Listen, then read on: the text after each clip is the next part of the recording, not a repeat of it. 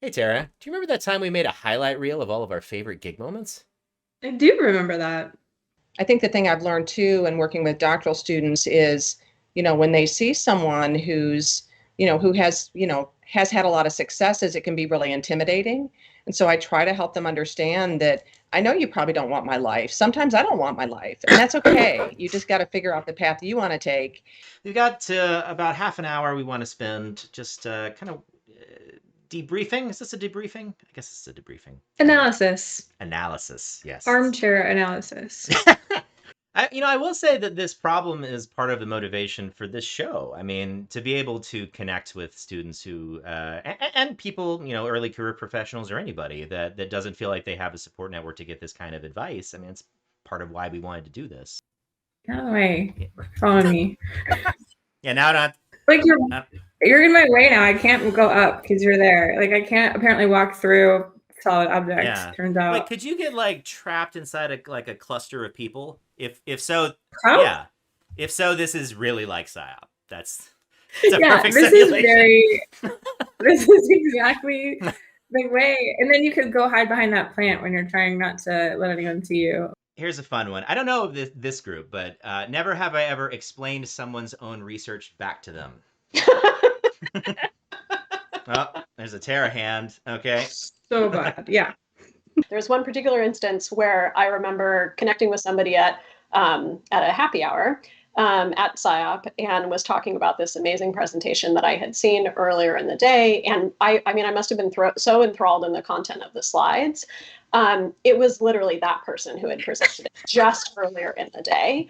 And they were like, is it possible that it was my presentation? I was like, oh no, I would remember you. It's definitely their presentation. It still seems like a talk or a presentation or a job talk, but that doesn't help. I need more than hand motions. Oh, wait, I know. This is supposed to be an ear. Sounds like. Right? Right. So you're It supposed to say sounds like. Oh, this is good. You undersold your Pictionary abilities, Kurt. Sounds like rain. Yeah, what sounds like raining? And looks like this. Can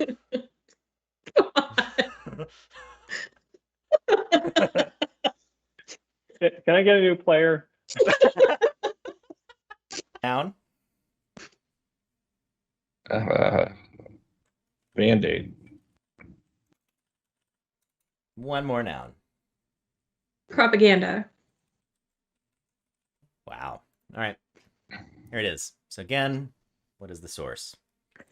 The HIPAA lab focuses on generating shampoo by conducting carnivorous research with real-world impact in order to improve leverage systems and inform policy.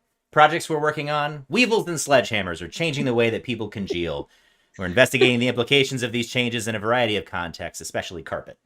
Additionally, it is now possible for machine learning to monitor individuals in many ways, but this practice can have unintended and nascent effects. We're currently investigating how mannequin monitoring affects individuals' gregariousness and rowdiness. Finally, SPSS is transforming the way that people shatter and smell in a variety of settings. We are investigating the intersection of SPSS with Band-Aids and propaganda. I'm saying this is Tara's lab. Yeah.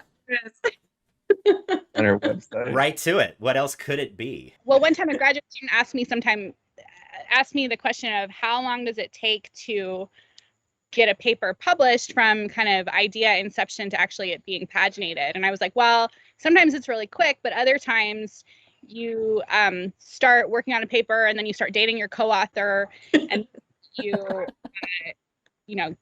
and then you move in with your co-author and then you get engaged to your co-author and then you marry your co-author and then you buy a house with your co-author and then finally your paper is published. Yeah. Who hasn't been there, really? Classic story. then you have it. Amazing. Okay. You guys are not doing great on this game. Well, actually, no, I take that back. You're doing fine. I shouldn't say that. But score check. Nathan is at a 1.6 and Dorothy at a 1.25. I love that you're keeping track of things. Yep. Decimal points. It is I an mean, we're IO all show. measurement people here.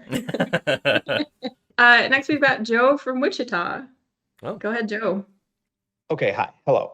So I have a problem I'm hoping you can help me with. My car is making a really loud squealing sound after it starts that gradually gets quieter. Let me do it for you. It sounds kind of like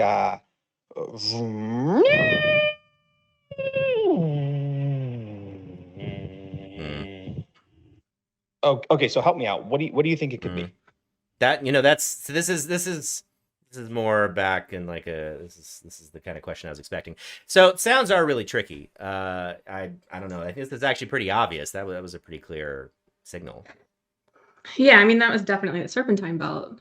Yeah, I mean, there's no other option given that. Right. Yeah. Next question. Let's move on. There is an existing law that I live by. It's called Cole's Law. Have you heard of What's that? that?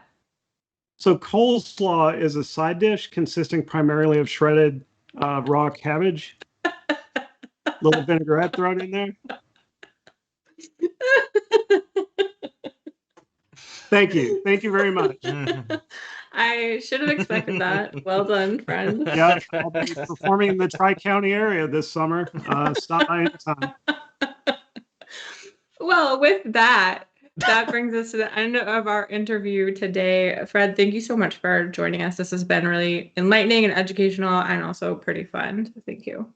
Y'all are the best. I really enjoyed being with y'all. I love the gig series, and I'll be watching more of it in the future. So thank you. Thank you. All right. That's it for gig number 6. You can still hear you, Fred. And you're not visible right now. Oh, it's a mystery. Bye, everybody. As always, please join our Discord so that you can chat with us before, during, and after the show. Definitely hit subscribe in YouTube. Get a notification the next time we go live so that you never miss a show. Thank you so much for joining us, as well as Fred in the background. And we'll see you next time for another great IO get-together. Bye. Bye-bye.